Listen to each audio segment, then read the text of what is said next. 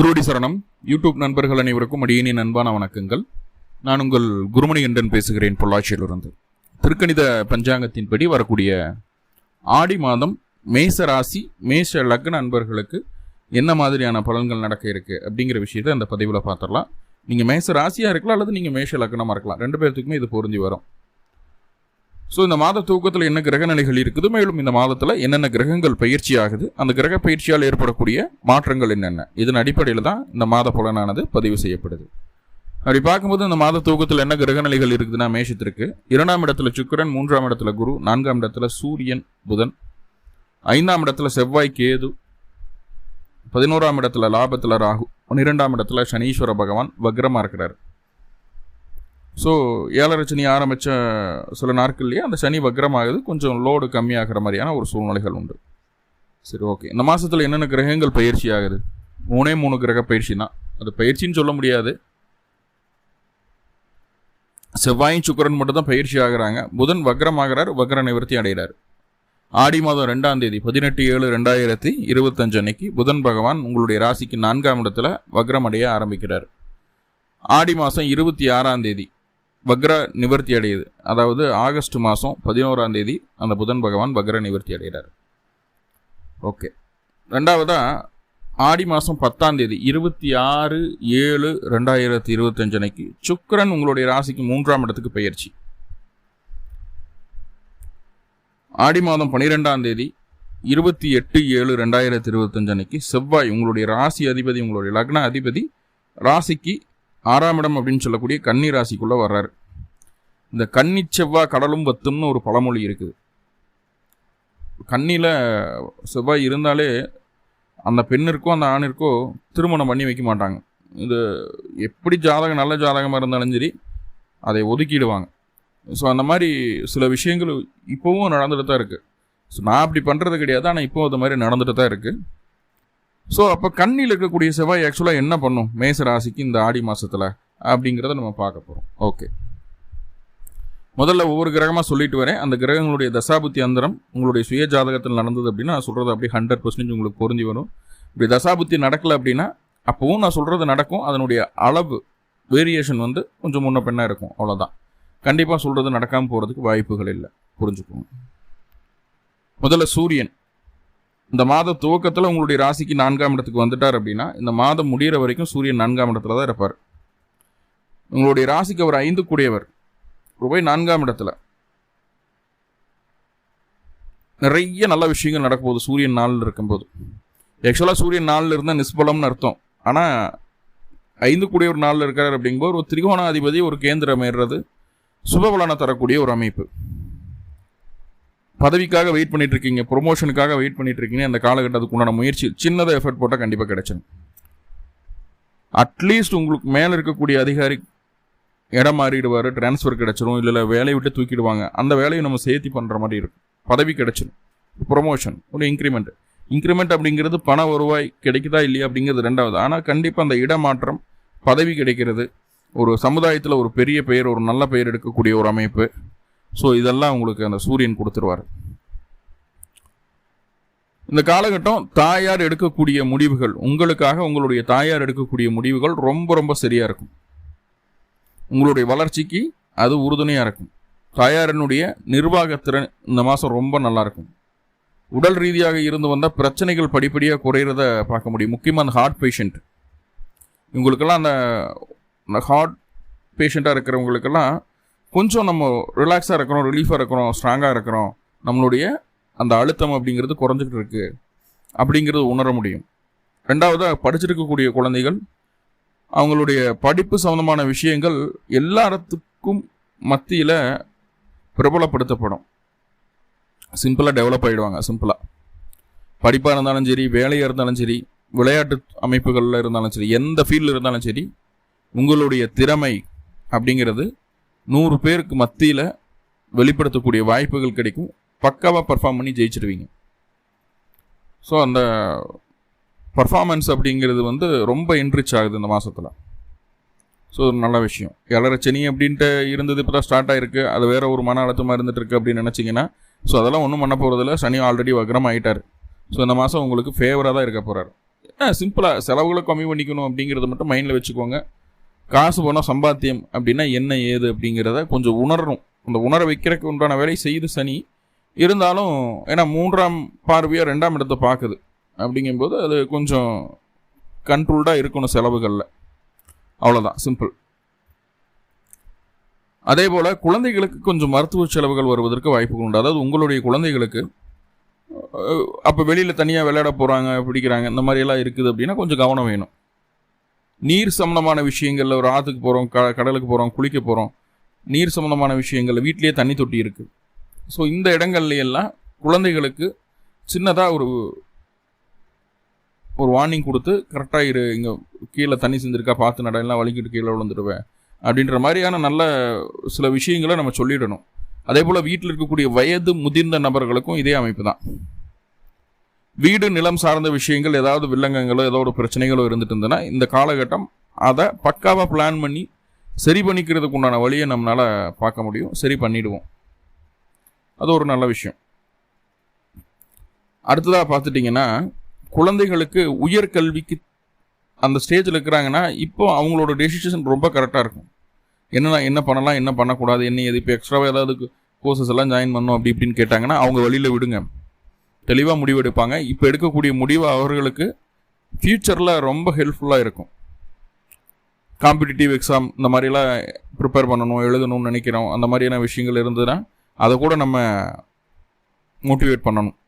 So இப்போ அவங்க அந்த படிப்பு சார்ந்து தன்னுடைய ஜீவனத்துக்காக தன்னுடைய வளர்ச்சிக்காக அவங்க எடுக்கக்கூடிய முடிவுகள் ரொம்ப ரொம்ப கிளியராகவும் ஸ்ட்ராங்காகவும் இருக்கும். முட்டுக்கட்டை போட வேண்டாம். பேரண்ட்ஸாக இருந்தீங்கன்னா, உங்களுடைய குழந்தைகள் மேச ராசியோ அல்லது மேச லக்னமோ இருந்தது அப்படின்னா அதில் முட்டுக்கட்டை போட வேண்டாம், கரெக்டாக இருந்தால் போதுமானது. ஓகே. சுயதொழில் பண்ணிட்டு இருக்கக்கூடிய நபர்களுக்கு தொழில் சார்ந்த விஷயங்கள் இது வரைக்கும் இருந்த பிரச்சனை நீங்கிடும். ஆல்ரெடி 10 கூடிய சனி போய் 12 போய் மறைஞ்சாச்சு. இருந்தாலும் போராடி தான் பார்த்துட்டு இருக்கிறீங்க மேஷம். எப்படியாவது பிடிச்சி மேலே வந்துடணும், தொழிலை விட்டுறக்கூடாது, டெவலப் பண்ணிடணும் அப்படின்ற எண்ணம் ரொம்ப ஸ்ட்ராங்காக இருக்குது. அந்த எண்ணத்தினுடைய வெளிப்பாடு இந்த காலகட்டம் நீங்கள் பார்க்க முடியும். ரொம்ப ரொம்ப பீஸ்ஃபுல்லான ஒரு சூழ்நிலைக்குள்ளே உங்களுடைய தொழில் எடுத்துகிட்டு போகிறதுக்கு என்ன வழியோ அதை செய்வீங்க. இதற்கு முன்னாடி செய்த தவறுகள்லேருந்து பாடத்தை கற்றுக்கிட்டு அந்த தவறுகளை ஒவ்வொன்றா குறைக்கிறதுக்கு உண்டான வழியை செய்வீங்க. ஸோ அது ரொம்ப பாசிட்டிவான ஒரு விஷயமா இருக்குது. ரெண்டாவது, மாமியார் மருமகள் அப்படிங்கிற ஒரு அமைப்பில் இருக்கிறீங்க. எனக்கு மாமியார் இருக்காங்க, மாமியார் மருமகளாட்டும் இப்போ மருமகள்கள் கூட பிரச்சனை இல்லை, மாமியார்கிட்ட கொஞ்சம் இணக்கமாக போயிடுறாங்க. இந்த மருமகள்கள் தான் ரொம்ப பாடுபடுறாங்க. அம்மாவும் பொண்ணும் ஒன்றா தான் இருக்கணுன்றாங்க. சிம்பிள் என்னென்னா, மாப்பிள்ளைய தன்னுடைய குடும்பத்தோட தன்னுடைய கைக்குள்ள வச்சுக்கணும்னு நினைக்கிறாங்க. 70-80% கணவன் மனைவி பிரச்சனைக்கு காரணம் அதுவாக தான் இருக்குது. ஸோ அப்போ இங்கே மாமியாரினுடைய ஆதிக்கம் அதிகமாகுது இந்த மாதம். அதாவது நம்ம மனசுக்கு எது நம்ம சரின்னு நினைக்கிறோமோ அதை செய்யணும்னு விருப்பப்படுறோமோ அந்த விருப்பத்துக்கு ஆப்போசிட்டாக என்னென்னவெல்லாம் இருக்கோ அத்தனையும் உங்கள் மாமியார் உங்களுக்காக செய்வாங்க. அதில் பாரபட்சம் கிடையாது. ஸோ அப்போ மாமியார் கை ஓங்கி நிற்கக்கூடிய ஒரு காலகட்டம்.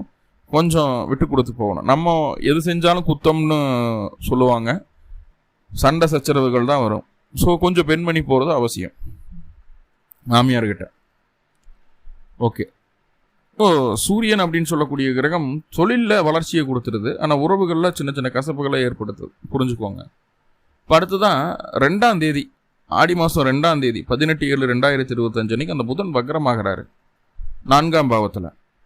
அப்போது ஒரு கடன் வாங்கியாவது, ஒரு லோன் வாங்கியாவது, இன்னொரு வண்டி வேணும், இன்னொரு வாகனம் வேணும், நம்மளுக்கு எப்படியாச்சும் பண்ணுவோம், இது பத்தலை அப்படின்ற ஒரு எண்ணத்தை கொடுக்கும். ரெண்டாவது ஆல்ரெடி இருந்த நிலத்தின் மேலே கடன் வாங்கலான்ற ஒரு ஐடியாவை கொடுக்கும். இல்லை அதுக்காக முயற்சி எடுத்துகிட்டு இருக்கிறீங்க, ஒரு டாக்குமெண்ட்டை வச்சுட்டு பணம் வாங்க வேண்டியதாக இருக்குது அப்படின்ற மாதிரி எல்லாம் முயற்சிகள் இருந்ததுன்னா இந்த காலகட்டத்தில் உங்களுக்கு சக்ஸஸ்ஃபுல்லாக நடக்கும். வீடு நிலம் சம்மந்தமான விஷயங்கள் என்ன தொந்தரவுகள் இருந்தாலும் நீங்கிரும். ஆனால் நல்லா புரிஞ்சுக்கோங்க, வீடு நிலம் பற்றின விவரங்களை வெளியில் பேசுகிறது, அந்த கம்யூனிகேட் பண்ணுற விஷயம் இருக்கு இல்லையா, அதை எக்ஸ்பிளைன் பண்ணுறது, சொல்கிறது, இந்த மாதிரி விஷயம் இருக்கு இல்லையா. ஸோ அதில் ரொம்ப கான்சியஸாக இருங்க. ஏன்னா உள்ளதை உள்ளபடி சொல்லணுன்ற ஒரு விஷயம் இருக்குது. ஆனால் இப்போது நம்ம மனசுக்குள்ளே இருக்கிற விஷயங்களை வெளிப்படுத்துறது அப்படிங்கிறது வந்து அது கொஞ்சம் நம்மளை அறியாமலே நம்ம வாய் கொளறி பேசிடுவோம். ஸோ தவறான ஸ்டேட்மெண்ட் கொடுக்கறதுக்கு வாய்ப்புகள் உண்டு. ஸோ அந்த விஷயத்தில் மட்டும் கவனமாக இருங்க, போதுமானது. குழந்தைகள் நல்லா படிப்பாங்க, படிப்புலலாம் எந்த பிரச்சனையும் இல்லை. புதன் படிப்பை தடை பண்ணாது. 4ஆம் இடத்துல இருக்கக்கூடிய புதன் ஈவன் வக்ரமானா கூட அவர் தடை பண்ண மாட்டார். இன்னும் எக்ஸ்ட்ரா வேறு ஏதாவது கற்றுக்கலாம் அப்படிங்கிற ஒரு எண்ணமே இருக்குமே தவிர படிப்பெல்லாம் தடையாகாது. அதில் தைரியமாக இருக்கலாம். எப்போ வரைக்கும் இந்த புதன் வக்ரமாக இருக்குது அப்படின்னு சொல்லி பார்த்துட்டா 11/8/2025 வரைக்கும் இந்த புதன் வக்ரமாக இருக்கார். ஆடி மாதம் 26ஆம் தேதி வரைக்கும். ஸோ ஆல்மோஸ்ட் இந்த மாதம் முழுக்கவே புதன் வக்ரமாக தான் இருக்கார். ஸோ எதிரிகளை ஜெயிக்கிறதுக்கு உண்டான வல்லமையை கொடுக்குது. வேலையில் கொஞ்சம் ஒர்க்லோடு இருக்கும், சரிங்களா? பொறுப்புகள் வந்துடும், நம்ம மேலே இன்னும் லோடை கொடுத்துக்கிட்டே இருப்பாங்க. ஓவர் டைம் பார்க்க வேண்டியது இருக்கும். நம்ம மேலே நம்பி நம்மளுக்கு பொறுப்பை கொடுத்துட்டாங்களே அப்படின்னு சொல்லிட்டு நம்ம அதுக்காக ஓட வேண்டியது இருக்கும். ஸோ இதெல்லாம் இருக்குது மேஷத்திற்கு. ஸோ அதை நம்ம கண்டிப்பாக எதிர்கொண்டு தான் ஆகணும். இதில் எந்த மாற்றமும் இல்லை. வீடியோ கேட்டுட்டு வேலையில் அவ்வளோ டென்ஷன் இருந்தால் ப்ரெஷர் இருந்தான்னு சொல்லுங்கள். கண்டிப்பாக எஸ்ங்கிற அப்படின்ற ஒரு ஆன்சர் தான் வரும் மேஷத்துக்கு. ஓகே, இப்போ அடுத்ததாக அந்த செவ்வாய் உங்களுடைய ராசி அதிபதி இல்லையா? ராசி அதிபதி உங்களுடைய ராசிக்கு 6ஆம் இடத்துக்கு பயிற்சி ஆகிறார்.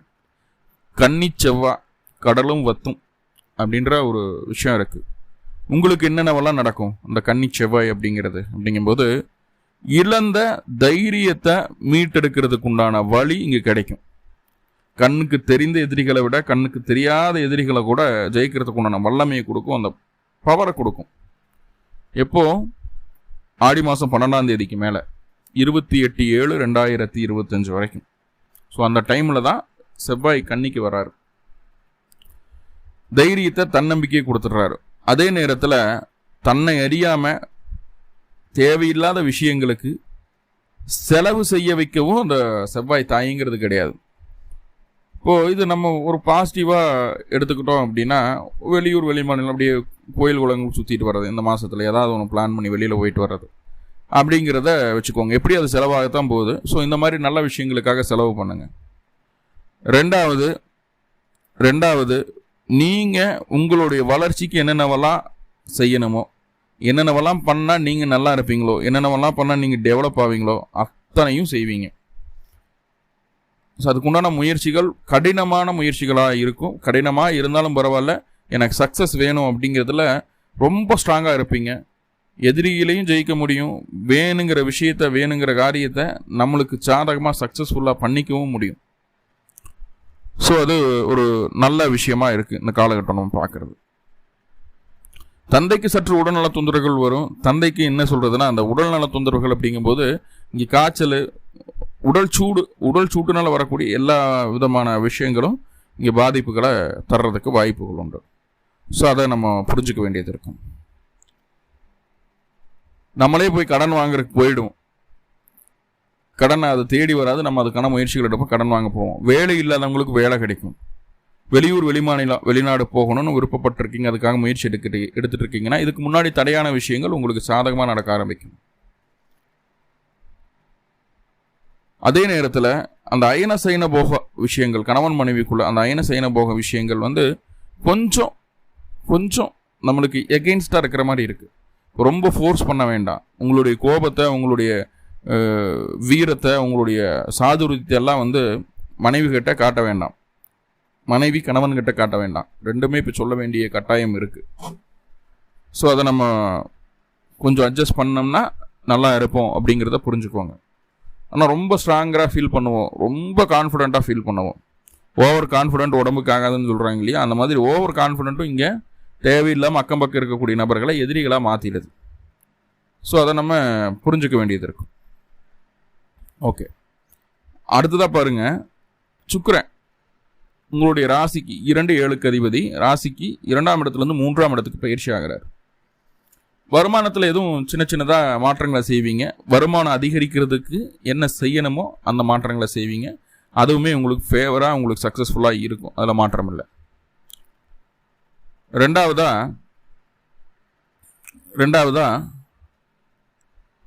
கணவன் மனைவிக்குள்ள மிஸ்கம்யூனிகேஷன் ஆகிறதுக்கு வாய்ப்புகள் உண்டு.